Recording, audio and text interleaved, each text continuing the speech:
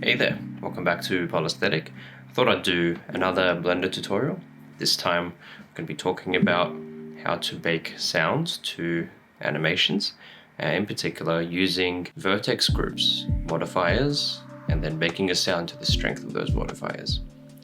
Switch over to the screen. So this is the object that we're going to be animating. It's just a voxel drum kit.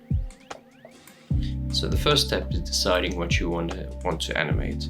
So you can animate, movement, rotation, scale, inserting keyframes, and then baking the sound to the curves here. So make sure you've got your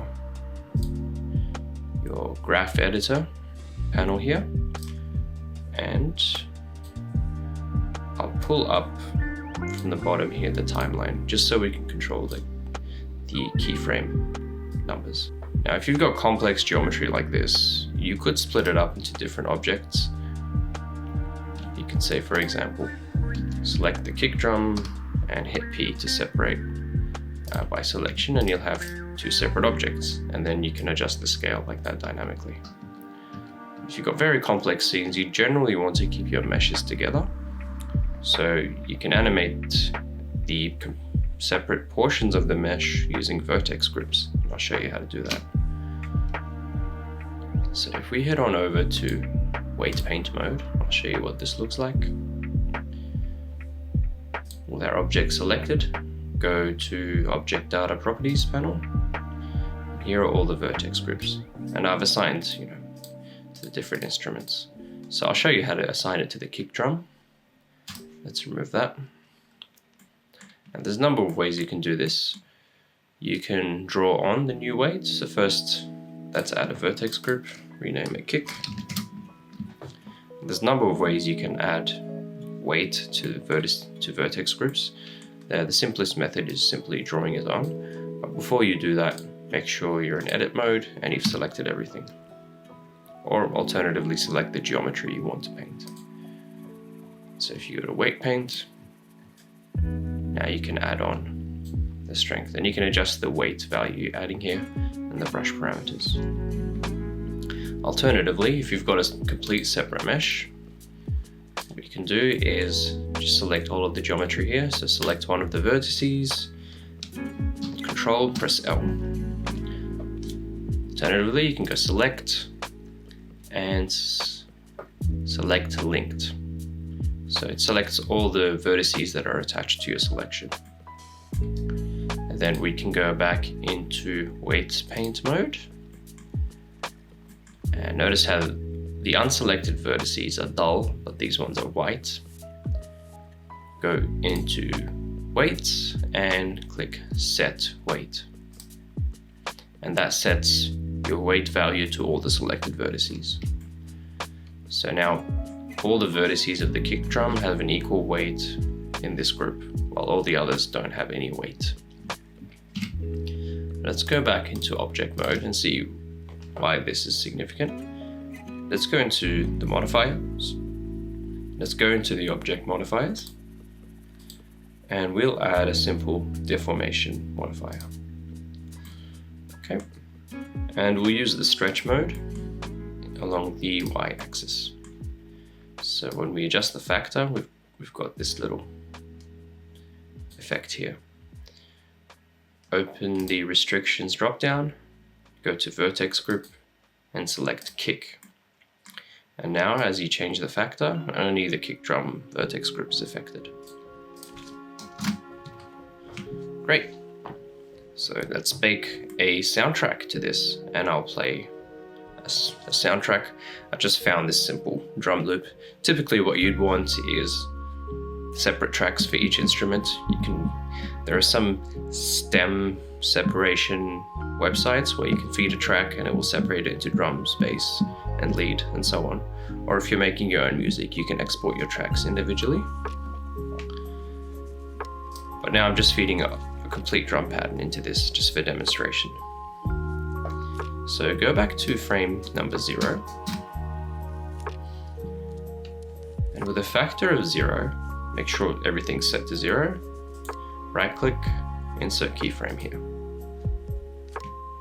And the next step is to go to key, can go bake sound to F curves. And add your sample. And as you can see, we've baked the waveform to a curve. So as you go along, this will match up with your sound form. Now the sample that I have doesn't terminate at 0, so I'll show you how to fix that. And you'll also want to control the size of this deformation. So right now you might be thinking, this effect is extreme, how do I reduce it? So typically what you'd go into your modifiers tab here, the second tab, and add one of these modifiers. And there's all sorts of techniques. You can, for example, add a limits modifier, where you can clamp the maximum value like this. This is kind of like compression.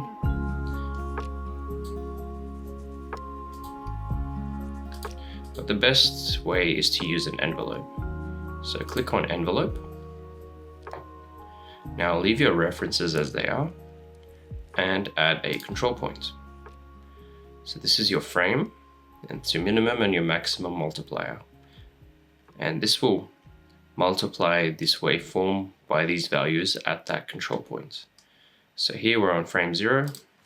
Let's set the minimum to -10 and the maximum to 10. So now our waveform has gone up 10 times. So now the effect is very extreme. And if you wanted to reduce it, you just do the opposite. Use a small value. So now the modifier is 1/10 of its previous strength.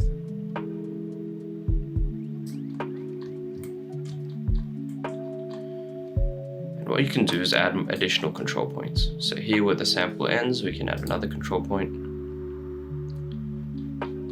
and adjust the values as we see fit. So set it back to 0.1, this to -0.1. And to get this back down to 0, we can just drop the minimum slightly. And you can toy around with it. That's basically it. Find the property you want to animate, go into your curve, into your graph editor, press key, bake sound to F curves, and then add an envelope modifier, and then add control points along the way to modify the appearance of your waveform, and that will control the property that you're trying to animate.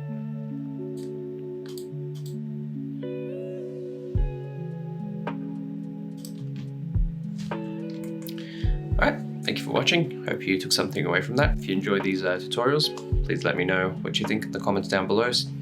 Let me know if you'd like me to cover anything else. I am currently recording a Godot devlog series, including C# coding tutorials. So those will be released around late June, early July. So make sure to hit like and subscribe and hit the bell as well so you can be notified when those come out. Thank you for watching, and I'll see you there.